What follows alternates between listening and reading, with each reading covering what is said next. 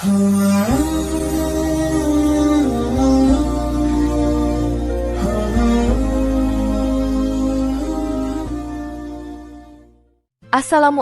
warahmatullahi wabarakatuh. Jika video ini muncul di berandamu, ini adalah petunjuk dari Allah kepadamu. Setidaknya sempatkan menulis sholawat kepada Rasulullah Shallallahu Alaihi Wasallam di kolom komentar. Insya Allah bisa menjadi bukti kecintaan kita untuk mendapat syafaat kelak di akhirat.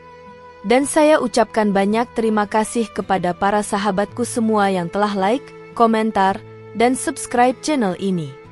Saya doakan, semoga tetap dalam keadaan sehat walafiat dan selalu diberikan rezeki yang berlimpah oleh Allah Subhanahu wa Ta'ala. Amin ya Rabbal Alamin.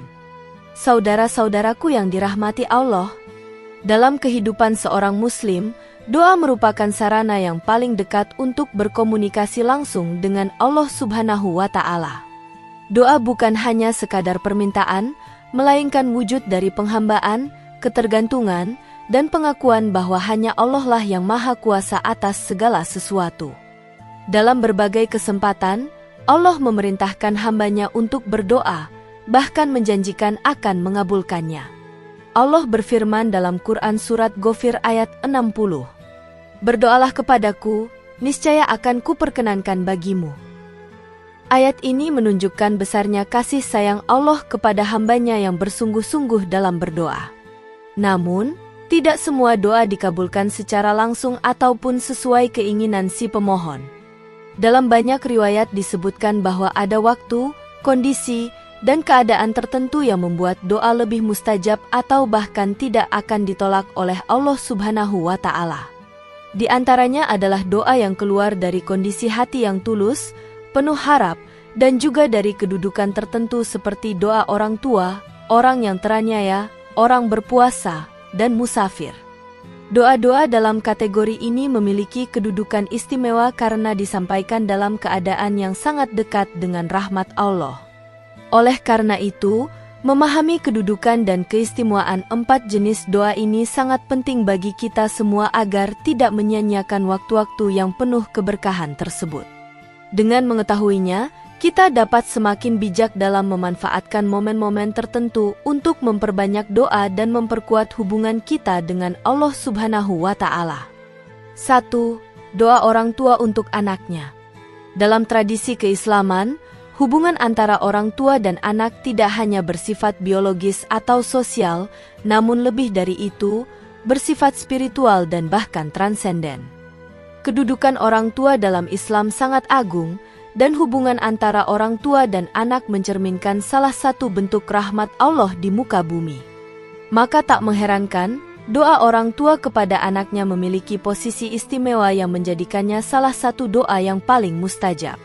Nabi Muhammad SAW bersabda, 3 doa yang tidak tertolak, doa orang tua kepada anaknya, doa orang yang berpuasa ketika berbuka, dan doa orang yang bepergian. Hadis riwayat Abu Daud, Tirmizi, dan Ibnu Majah. Doa orang tua memiliki kekuatan karena didasari cinta yang murni dan tulus. Seorang ibu tidak meminta kepada Allah karena kepentingan dirinya, melainkan demi kebaikan anaknya. Itulah sebabnya mengapa Allah memuliakan doa orang tua. Dalam kisah para nabi, kita mendapati bahwa mereka tak henti mendoakan anak-anak mereka. Nabi Ibrahim alaihissalam dalam Quran Surat Ibrahim ayat 40 berkata, "Ya Tuhanku, jadikanlah aku dan anak cucuku orang-orang yang tetap mendirikan sholat. Ya Tuhan kami, perkenankanlah doaku." Doa ini bukan hanya permohonan spiritual, tetapi juga bentuk pendidikan rohani dari seorang ayah kepada generasi sesudahnya.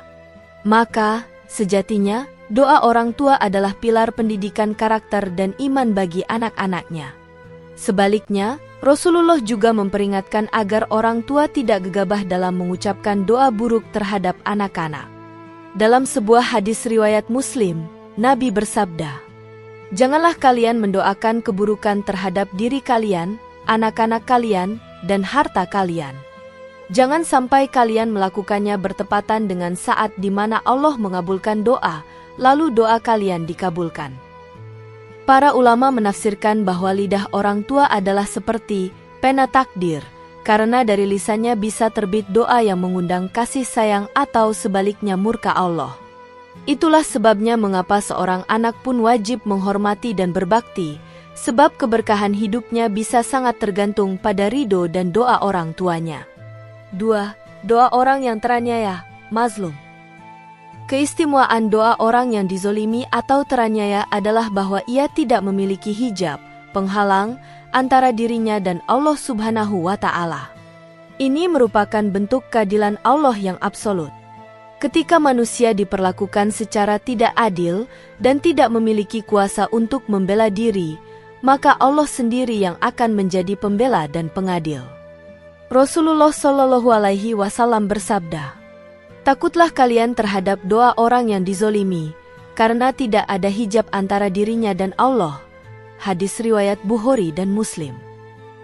Dalam hadis lain, lebih dalam lagi dijelaskan, doa orang yang dizolimi diangkat di atas awan.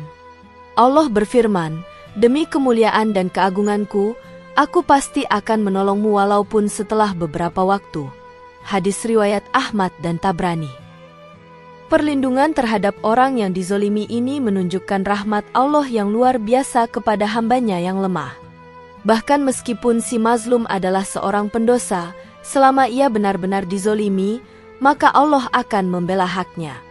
Dalam tafsir Ibnu Katsir, disebutkan bahwa jika seseorang berdoa dalam keadaan teraniaya, maka doanya menjadi kekuatan spiritual besar yang bahkan dapat mengubah takdir.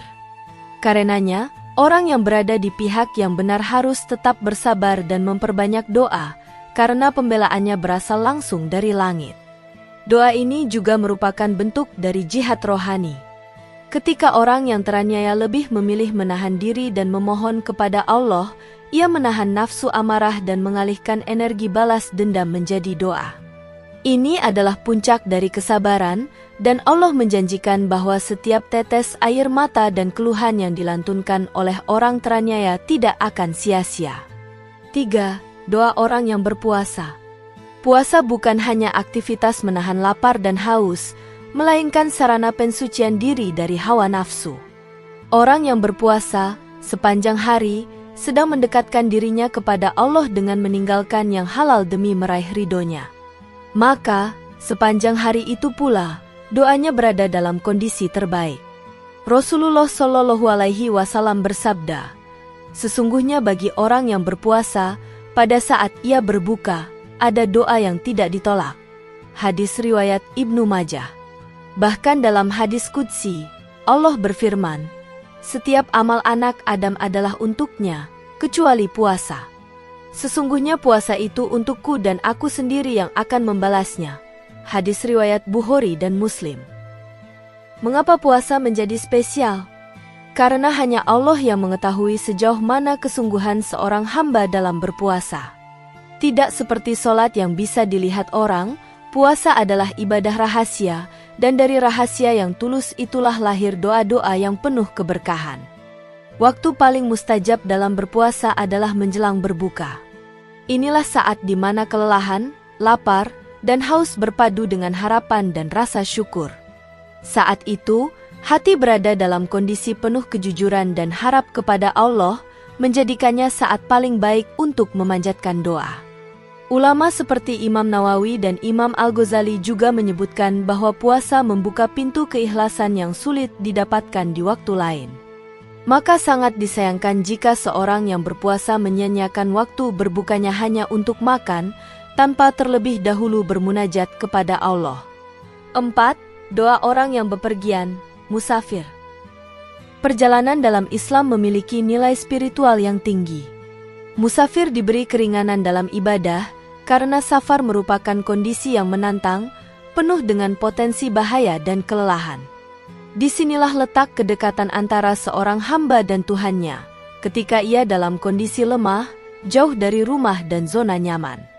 Rasulullah Shallallahu Alaihi Wasallam bersabda, 3 doa yang tidak tertolak, doa orang tua untuk anaknya, doa orang yang berpuasa ketika berbuka, dan doa orang yang bepergian, musafir. Hadis riwayat Abu Daud dan Tirmizi. Mengapa doa musafir sangat mustajab? Karena musafir berada dalam keadaan penuh ketidakpastian. Ia tidak tahu apa yang akan terjadi di jalan, ia merasa membutuhkan perlindungan, dan hatinya lebih mudah tunduk serta berserah diri. Kondisi ini menciptakan keikhlasan yang besar dan rasa tawakal yang tinggi, dua elemen utama dalam doa yang dikabulkan.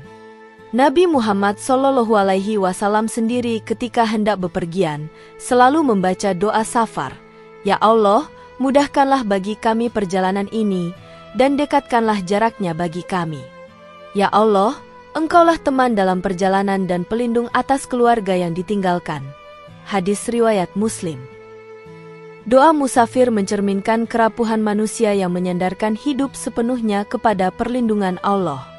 Oleh karena itu, orang yang sedang dalam perjalanan sebaiknya memperbanyak doa, bukan hanya untuk keselamatan pribadi, tapi juga mendoakan keluarga, sahabat, umat Islam, dan bahkan negeri yang ditinggalkan. Saudara-saudaraku yang dirahmati Allah, doa adalah bentuk paling tulus dari komunikasi seorang hamba dengan Tuhannya. Dan ketika doa tersebut muncul dari kondisi atau orang-orang yang istimewa, maka Allah memberikan jaminan akan pengabulan doa itu. Keempat golongan yang disebutkan, orang tua, orang yang teraniaya, orang yang berpuasa, dan musafir, mewakili keadaan hati yang sangat dekat dengan Allah, penuh harap, dan tulus.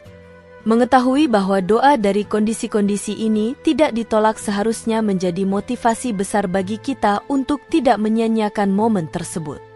Ketika menjadi orang tua, jangan ragu untuk mendoakan anak-anak dengan kebaikan. Saat dizolimi, alihkan amarah menjadi doa yang penuh pengharapan. Di bulan puasa atau ketika safar, jadikan itu sebagai waktu untuk mencurahkan isi hati kepada Allah Subhanahu wa Ta'ala. Akhirnya, mari kita senantiasa memperkuat keyakinan bahwa setiap doa tidaklah sia-sia. Ia pasti akan kembali kepada kita dalam bentuk kebaikan, baik dikabulkan langsung, ditunda untuk saat terbaik, atau diganti dengan yang lebih baik. Dan semoga Allah menjadikan kita termasuk hamba-hambanya yang doanya mustajab dan tidak pernah lelah dalam memohon kepadanya.